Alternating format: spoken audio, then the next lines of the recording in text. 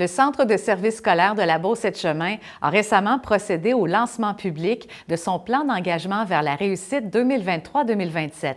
Il inclut les objectifs que se fixe l'organisation pour permettre à chaque élève de développer son plein potentiel. Il est le fruit d'un travail collaboratif échelonné sur 1 an et demi. Un comité formé de membres du personnel du centre a piloté le projet et a tenu diverses activités de consultation auprès d'élèves, de membres du personnel, de la communauté et de partenaires pour bien cibler les besoins et les attentes de la génération future. Ça peut se poursuivre tout au long de la vie, puis c'est au-delà des murs de l'école, donc... Un contrat d'engagement avec un ministère de l'Éducation qui met ensemble nos objectifs, nos orientations et nos indicateurs qui fait qu'on va développer davantage de réussite chez nos élèves. Donc, c'est ce contrat-là qu'on explique. On a 4 ans pour réaliser ce contrat-là, pour amener encore plus de diplomation. Donc, exemple, on a un taux de diplomation et qualification de 84 % actuellement et on veut se rendre à 86,6 en 2027 pour l'amener à 90 % de réussite en 2030. Donc, on l'a présenté avec des élèves aujourd'hui. C'est ça la nouveauté, je pense, qu'on voulait faire parce qu'on avait été en consultation avec nos élèves. Ils nous ont dit ce qu'ils voulaient pour l'école de demain. Moi, j'avais dit et apporté que ce serait bien que l'élève, on prenne en compte son amélioration et à quel point il a pu augmenter son niveau en général et le potentiel qu'il a de devenir avec encore quelques efforts. Le projet a l'air assez solide et ce qu'on nous a dit en général était quand même assez similaire à ce qu'on avait demandé, alors je suis très satisfait de cela. Bien, écoutez, il faut répondre à tout le monde et aux besoins. Donc oui, on a consulté nos jeunes qui sont à l'école secondaire, FP, formation professionnelle, quand on dit FP, nos adultes. On a consulté aussi les industries, les commerces du secteur, nos parents. On a consulté également nos directions d'établissement, notre personnel enseignant pour venir nous alimenter dans l'écriture des besoins de nos jeunes pour l'écriture de notre plan d'engagement vers la réussite. Avec les élèves, ce que moi j'ai retenu comme constat, c'est d'abord, la question pour partir la discussion, ça a été une école, c'est quoi sa job? C'est quoi la mission d'une école? Et là, les jeunes sont partis. Puis ce que j'ai entendu, c'est, Monsieur Eric, une école, sa job, ça devrait de vous apprendre la vie. Donc, en dehors de l'école, il y a plein de choses qu'on peut apprendre. Et c'est ça que ça devrait être une école. Là, je suis vraiment contente qu'il ait au moins pris l'effort de nous prendre en compte ce qu'on avait dit. Il y a beaucoup d'élèves qui n'ont pas nécessairement toujours l'aide qui leur est requis. Fait que c'est ça que j'ai apporté majoritairement dans mes points à moi, là.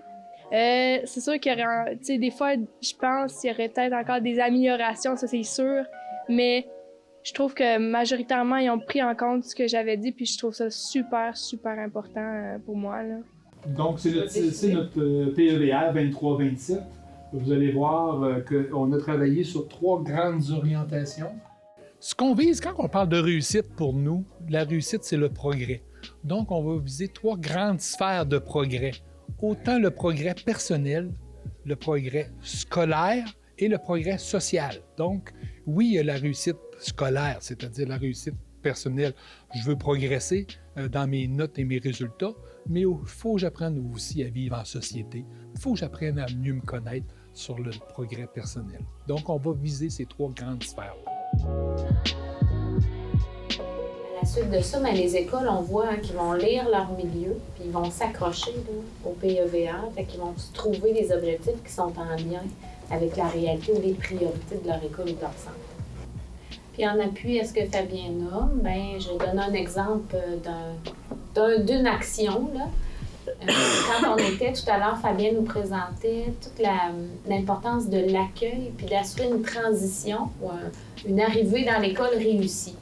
Fabien nommait, c'est pour tous nos passages, ou notre entrée à l'école, notre entrée au secondaire, notre entrée en formation professionnelle à l'éducation des adultes. Mais c'est aussi tous nos enfants immigrants ou nos enfants qui déménagent en cours de route ou qui changent d'école. Donc, une pratique qu'on connaît bien dans les écoles, c'est d'avoir un comité d'accueil, une modalité d'accueil à l'entrée de l'élève. Ce que la recherche nous dit, c'est qu'on doit s'assurer du maintien d'un processus de transition ou d'intégration. Au moment de l'arrivée, oui, mais après, comment on va suivre la situation de l'enfant ou de l'adulte qui arrive? Comment on va s'assurer qu'il est bien? Quels sont les mécanismes qu'on va mettre en place pour l'aider à se faire des nouveaux amis, faciliter ses habiletés à entrer en contact avec les autres? Donc, c'est tout le processus.